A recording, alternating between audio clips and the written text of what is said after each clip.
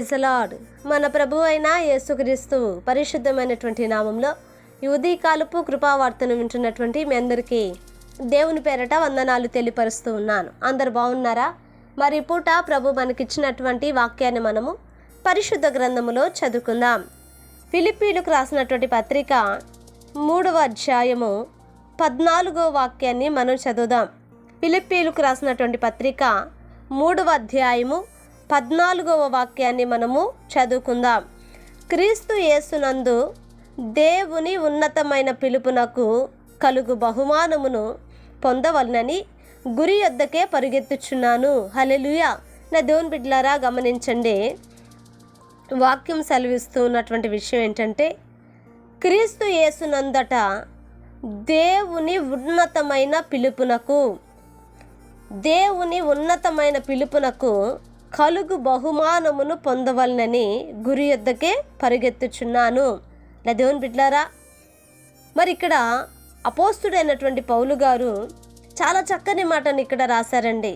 తన జీవిత కాలములో అన్నిటిని విడిచి ప్రభు కొరకు సమర్పించుకొని విశేషమైన జ్ఞానము కలిగి దేవుని నిమిత్తమై ఎంతో పరిచర్య చేసినటువంటి దైవజనులు, నా దేవుని బిడ్డలారా, అతను చెప్తున్న విషయం ఏంటంటే, దేవుని ఉన్నతమైన పిలుపునకు కలుగు బహుమానం ఒకటి ఉందట. ఆ బహుమానాన్ని పొందవలనని అతడు గురి యొద్దకే పరిగెత్తుతూ ఉన్నాడంట. హల్లెలూయా.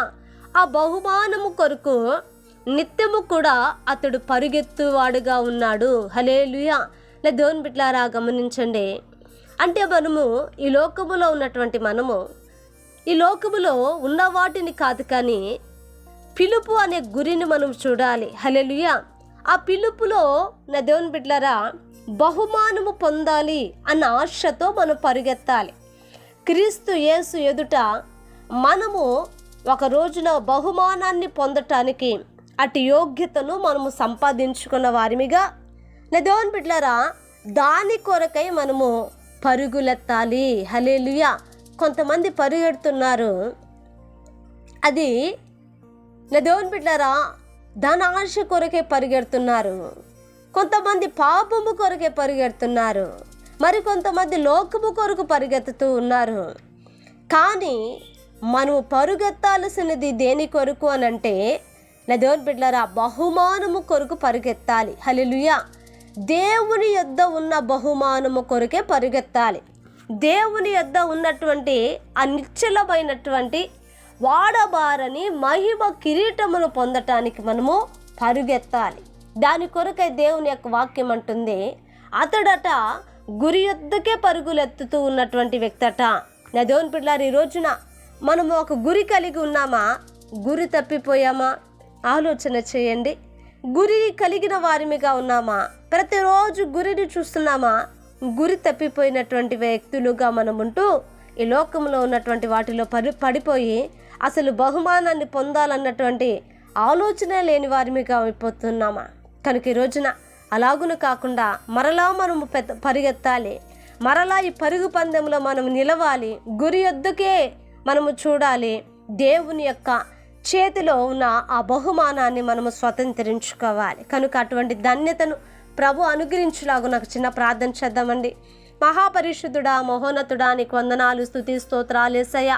ఇదిగో నాయనా, ఈ ఉదయ కాలమందు నా తండ్రి మీరు మాతో మాట్లాడినందుకే స్తోత్రాలు. నిజమే నా ప్రభు, అయా పిలుపుకు తగినటువంటి బహుమానం ఉందని, ఆ బహుమానము కొరకు నాయన నిత్యమునైనా పరుగెత్తి వారిమిగా, అది గురిగా పెట్టుకోగలిగిన వారిమిగా మేము ఉండాలని నాయన మీరు మాకు తెలియపరిచినందుకే నీకు స్తోత్రాలు. ఈ వాక్యం విన్న ప్రతి వారిని మీరు ఆశీర్వదించండి. దీవెనతోనూ అయా కృపతోనూ నాయన మీరు నింపమని ప్రార్థిస్తున్నాను. అన్ని విషయాలలోనైనా మీరు జ్ఞాపకం చేసుకోమని. ఇదిగో నా తండ్రినైనా అయ్యా, ఈ యొక్క వాక్యము వింటున్న ప్రతి కుటుంబము నా ప్రభు బలపరచబడులాగున, పరిగెత్తులాగున మీరు ఆశీర్వదించి దీవించమని యేసునామాని అడిగి వేడుకుంటున్నాము తండ్రి. ఆమేన్. Praise the Lord. దేవుని కృప మీకు తోడై ఉండును కాక.